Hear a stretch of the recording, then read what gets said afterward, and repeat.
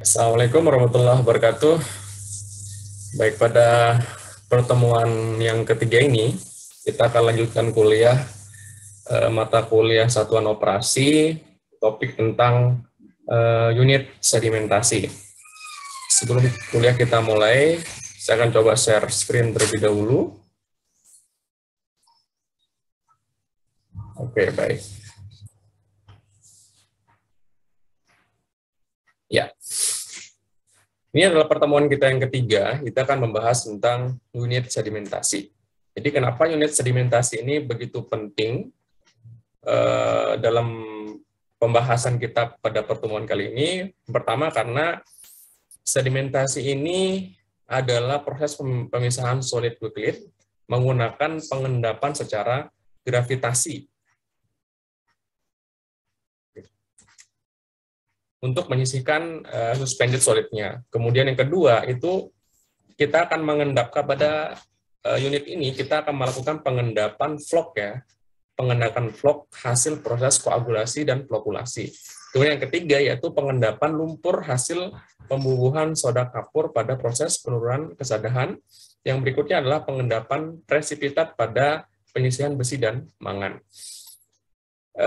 Jadi kalau kita pantau dari tujuan perkuliahan kita siang ini, jadi unit sedimentasi ini tidak hanya digunakan dalam proses pengolahan air minum, namun juga digunakan dalam proses pengolahan air limbah, baik itu limbah domestik maupun limbah industri.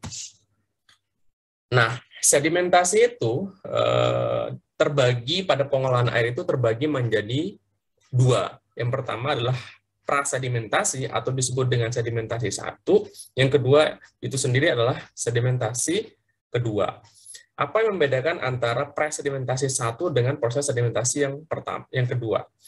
Pada proses sedimentasi pertama itu adalah pengendapan partikel berlangsung secara individu atau partikel yang diendapkan pada proses sedimentasi pertama ini adalah partikel diskrit. Mungkin ada yang tanya, partikel diskrit itu apa gitu ya? Jadi partikel diskrit itu adalah partikel yang mengendap secara individu tanpa bantuan apapun. Gitu. Dia mengendap secara individu, dia mengendap secara sendiri, secara mandiri karena berat jenisnya. Nah, itu terjadi pada proses sedimentasi pertama. Dan biasanya sedimentasi pertama ini terletak di awal unit pengolahan. Jadi biasanya di intake gitu ya, di intake air atau unit penangkap air, baru nanti di setelahnya itu, setelah unit intake itu, maka baru diletakkan unit sedimentasi satu. Karena di situ begitu banyak lumpur, pasir yang mengendap secara individu. Kemudian yang kedua, yaitu adalah sedimentasi kedua. Jadi sedimentasi yang kedua ini apa yang kita endapkan? Yang kita endapkan itu adalah flok hasil proses koagulasi dan flokulasi. Nah, apa bedanya gitu ya dengan sedimentasi yang pertama? Jadi di sedimentasi kedua ini terjadi proses penambahan bahan kimia. Karena apa? Karena biasanya air yang keruh itu tidak bisa jernih secara alami. Karena di situ ada ada bahan-bahan yang memang air tersebut tidak bisa jernih tanpa bantuan bahan kimia. Oleh karena itu, maka di awal setelah proses sedimentasi pertama itu lalu dilakukan pembubuhan bahan kimia yaitu koagulan, baru setelahnya dilakukan pengadukan. Nah, ini pengadukan sendiri itu ada topiknya sendiri ya, ada topik mata kuliahnya sendiri. Nanti setelah sedimentasi kita akan bahas tentang mixing atau pengadukan. Jadi pembubuhan bahan kimia dilakukan dibarengi dengan proses pengadukan, baru nanti di sana penyebab kekuruhan yang tadi yang nggak bisa hilang secara mandiri, secara individu, maka itu akan diikat oleh bahan kimianya sehingga flok-flok hasil pengadukan tadi itu bergabung atau mengikat sendiri sehingga berat jenisnya menjadi lebih besar, ukurannya menjadi lebih besar sehingga berat jenisnya tinggi sehingga dia bisa mengendap. Itu sebabnya sedimentasi 2 itu lebih cenderung mengendapkan vlog ya. Atau kalau kita baca akronimnya di sini adalah mengemukakan bahwa pengendapan partikel berlangsung akibat adanya interaksi antar partikel, yaitu partikel apa? Yaitu antara vlog ya. Vlog dengan vlog yang bergabung menjadi satu sehingga berukuran lebih besar dengan berat jenis yang besar sehingga dia bisa mengendap secara mandiri. Nah, bagaimana dengan aplikasi dari proses sedimentasi ini?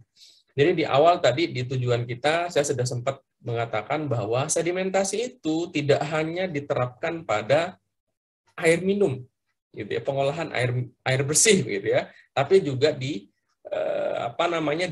diaplikasikan di pengolahan air limbah, yaitu PAL ini, yaitu pengolahan air limbah. Contohnya apa? Yang pertama, pengendapan partikel diskrit kasar, grit yang terbawa air limbah. Kemudian yang kedua, itu mengendapkan lumpur biomasa yang merupakan hasil proses biologi.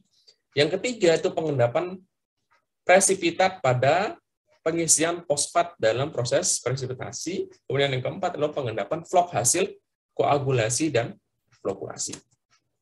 Nah, adik-adik yang saat ini mengikuti kuliah, jadi ada beberapa jenis tangki sedimentasi yang biasa digunakan dalam sebuah pengolahan gitu ya. Yang pertama adalah berbentuk segi empat, yang kedua adalah berbentuk lingkaran, yang ketiga adalah berbentuk lingkaran juga. Namun di sini yang membedakan adalah letak inletnya.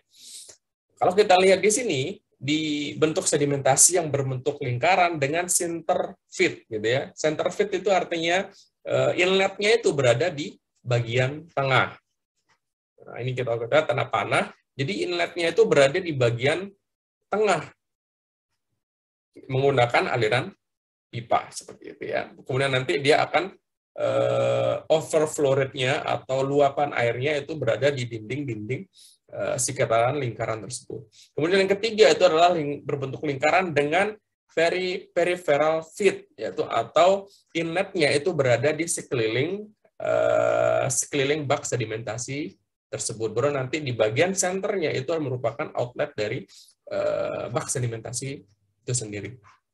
Nah, ini kalau kita lihat proses gitu ya, proses primary clarified gitu ya. Jadi ini adalah proses penghilangan pertama itu partikel-partikel diskrit di dalam sebuah unit sedimentasi. Nah, ini adalah secondary clarifier. Jadi ini adalah setelah tadi primary clarifier, yang kedua itu adalah ini. Jadi dihilangkan bahan-bahan yang belum mengendap di proses yang kedua. Nah, ini adalah bak-bak beberapa zona ya, zona dalam proses sedimentasi. Ada zona inlet, kemudian ada settling zone-nya, ada outlet zone-nya, kemudian adalah sludge zone-nya. Seperti apa penjelasan dari masing-masing zona ini nanti kita akan bahas di pertemuan berikutnya. Baik, terima kasih mahasiswa sekalian, semoga tetap semangat. Kita akan lanjutkan pekan depan. Terima kasih. Assalamualaikum warahmatullahi wabarakatuh.